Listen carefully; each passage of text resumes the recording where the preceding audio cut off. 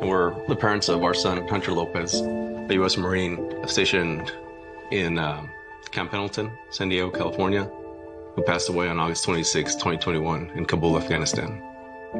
My name is Abby Sanchez, and I am the voice for my brother, Corporal Humberto Sanchez. My name is Coro Bruseno, and I am Corporal Humberto Sanchez's mother. My name is Stephen Nakui. I'm here for my son, Kareem Nakui. I'm here today to give my son a voice. My name is Cheryl Jules. I am Sergeant Nicole G's aunt. She was a U.S. Marine that was killed in the Kabul, Afghanistan withdrawal. My name is Christy Shamblin, and I'm here for Sergeant Nicole G., United States Marine, who was killed in the Afghanistan exit. My name is Kelly Barnett. I'm here to give a voice to my son, my best friend, Staff Sergeant Taylor Hoover. And my name's Darren Hoover, and I'm here to give voice as well for our son, Staff Sergeant Taylor Hoover. When we started hearing that the Taliban was moving in, that there wasn't more military being deployed, and that they had decided that the Taliban was our security, that was when I became terrified. They were just kind of left there, hung out to dry. For you from Afghanistan, where there are significant casualties, including some Americans from a I was at work attack outside the country. and heard about it.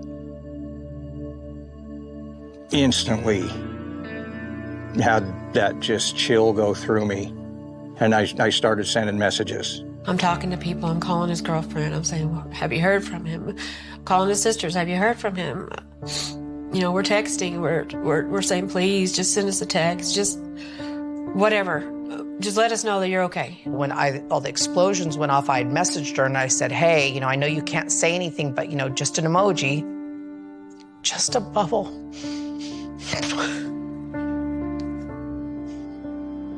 And then 3:30 in the morning that night, I got the knock on the door. You know, there's no other reason 2 Marines are standing on your door. Right away, they told you, we have news about your son, and he just passed away. I just start screaming. I throw myself on the floor. I pull up the street and I see a white van. And once I saw them, I knew.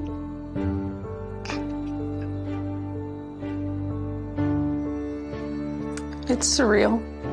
Seeing all those flag-draped coffins in the back of a C-17 is something you'll never forget. And it really drives home that, you know, these young men and women gave the ultimate sacrifice. They had all the families within this large room. The president showed up, and that was, it wasn't what I was expecting. You know, this guy's sitting across from me on that tarmac, and he keeps looking at his watch. Biden did not want to be there. I don't know what he wanted to do, but he did not want to be there. He looked at his watch multiple times. I saw it 3 times. He didn't say anything about Riley. And to this day, he has yet to say those 13 kids' names. And that makes me so upset because those kids were serving their country. Those kids, they were giving their life for this country. And I always said they were thinking that their commander-in-chief was gonna have their back because they were fighting for this country, and that didn't happen. The administration, the White House, our president has never once mentioned their names, not one of them. Honestly, I don't feel like Joe Biden cared. He just had no empathy for us at all. I do think incompetence played a huge factor in what happened. Bad decision, bad leadership, and it all starts at the top. Joe Biden should not be leading this country. There was no point in making that hard deadline August 31st. It was 100% a political stunt. He let my son down. He let the 13 down. He let the 45 wounded down. He let those 174 civilians down. He let our country down. And then what it hurts the most is that they could be here.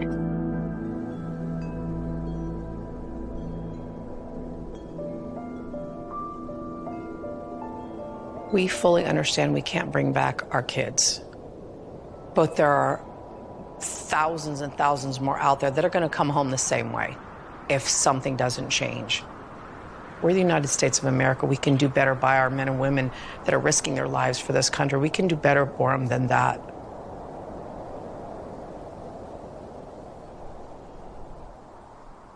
To this day, Joe Biden and Kamala Harris have never mentioned these fallen soldiers' names. President Trump will never forget them.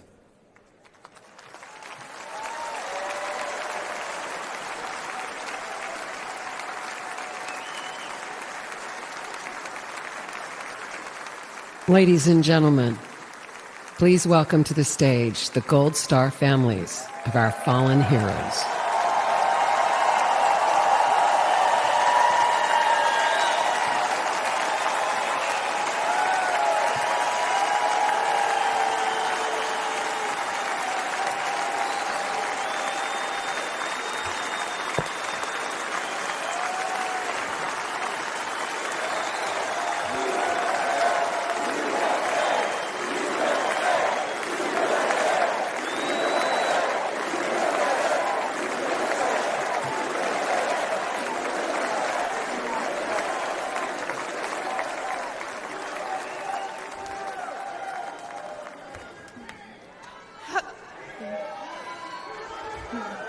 Hello, America.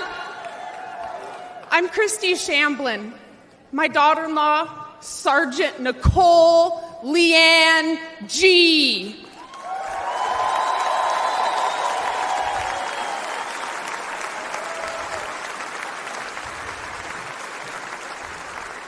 Was a United States Marine, and she was killed at Abbey Gate in Afghanistan, alongside 12 of her brothers and sister-in-arms.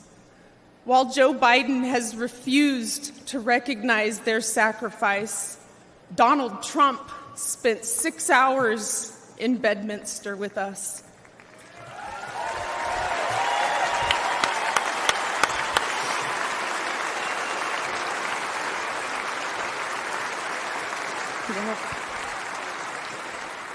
He allowed us to grieve. He allowed us to remember our heroes. Donald Trump knew all of our children's names. He knew their stories, and he spoke to us in a way that made us feel understood, like he knew our kids. Donald Trump carried the weight for a few hours with me.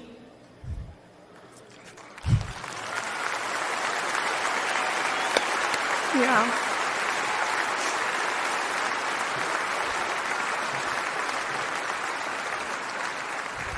And for the first time since Nicole's death, I felt I wasn't alone in my grief.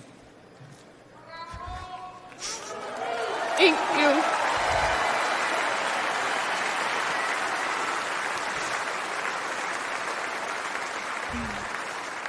I had expected to meet an arrogant politician. Instead, I met a man who had empathy for us. He was compassionate, and he spent time with us because he knew it would make us feel better. Thank you, President Trump.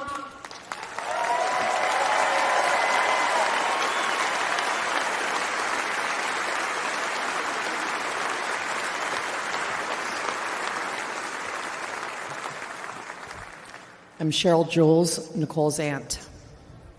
Joe Biden said the withdrawal from Afghanistan was an extraordinary success. An extraordinary success. Look at our faces. Look at our pain and our heartbreak. and look at our rage. That was not an extraordinary success. The humiliation of our nation was not an extraordinary success.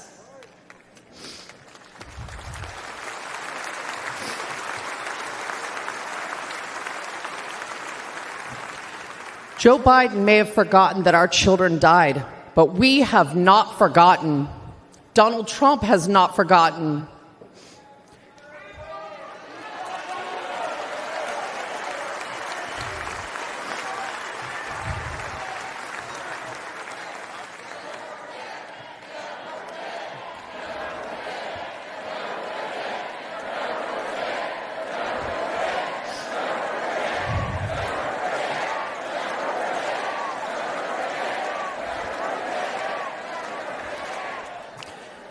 Joe Biden owes the men and women that served in Afghanistan a debt of gratitude and an apology.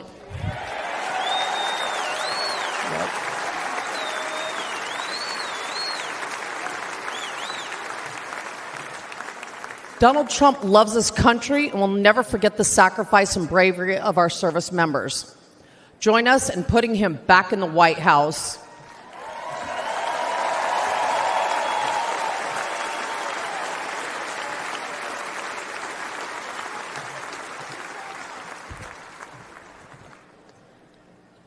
I'm Alicia Lopez, and this is my husband, Herman.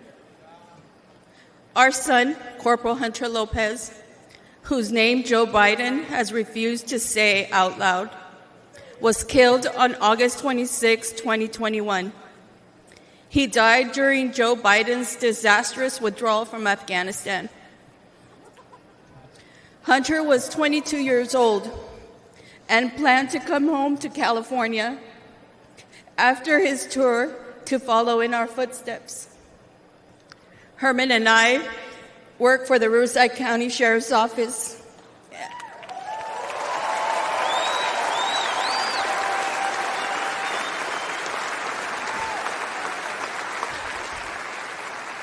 And our family has a tradition of service in law enforcement.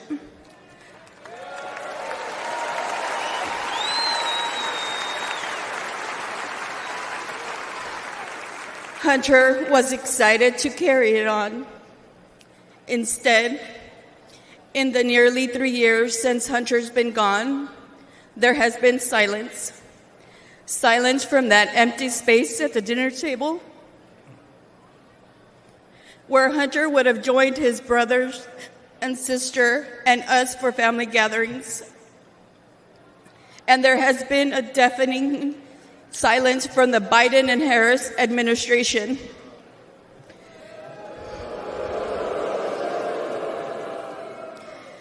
Despite our pleas for answers and accountability, they have pushed us away and tried to silence us. The Biden administration has not owned up to the bad decisions. They have not been transparent about their failures. And their so-called leaders work to protect themselves rather than our sons and daughters who took the oath to defend our country.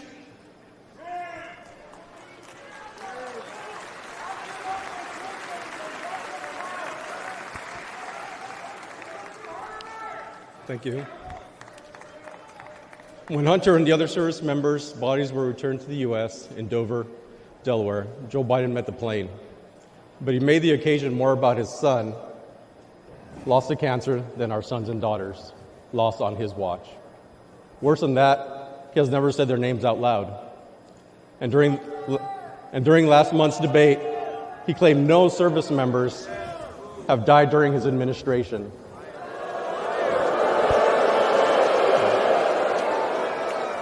None. That hurt us all deeply. So Alicia and I are here to say the names of all 13 service members who lost their lives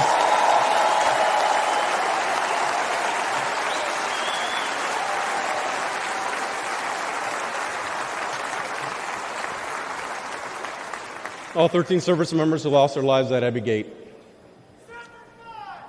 David Espinoza.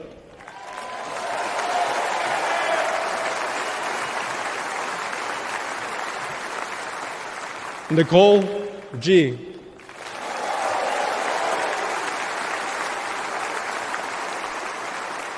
Taylor Hoover.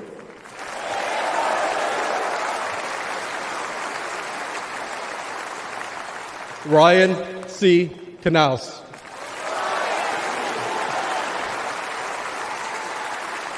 Riley McCollum.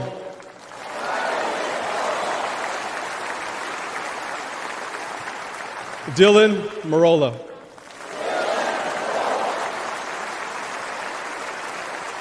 Kareem Nakui. Dagan Page.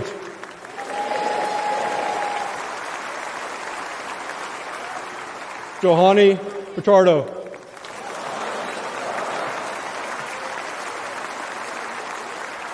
Humberto Sanchez.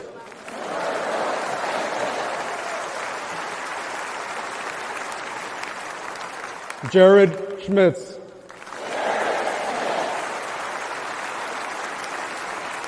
Maxton Sobiak. And my son, Hunter Lopez.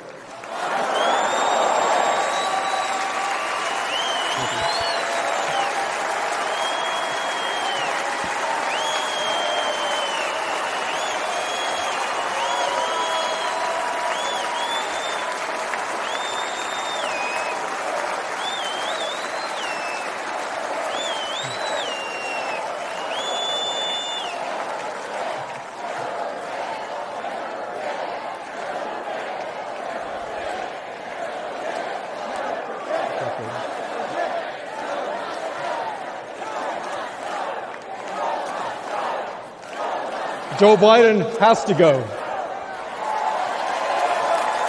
He failed the American people. He failed the Afghan people and our military service members. He failed our family, and he failed Hunter. Donald Trump has a proven record of keeping the peace and honoring those in uniform.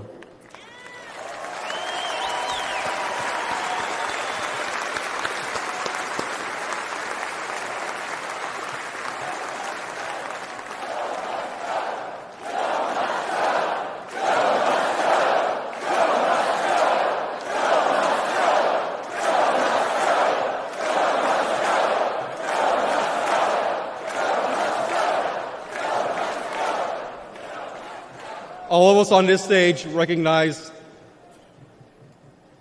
the efforts of Mr. Trump. We know this firsthand. We've experienced it. Whenever we've met with him, he has demonstrated compassion. He has joined us on our mission for answers. And he has given hope to our extended Gold Star family.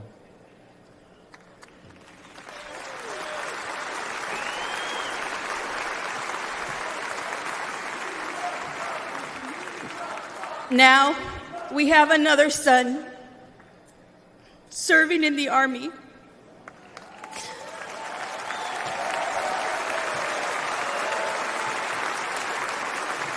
And we do not trust Joe Biden with his life. We have faith that Donald Trump to lead our military. Please join us in supporting Donald Trump for President and Commander-in-Chief.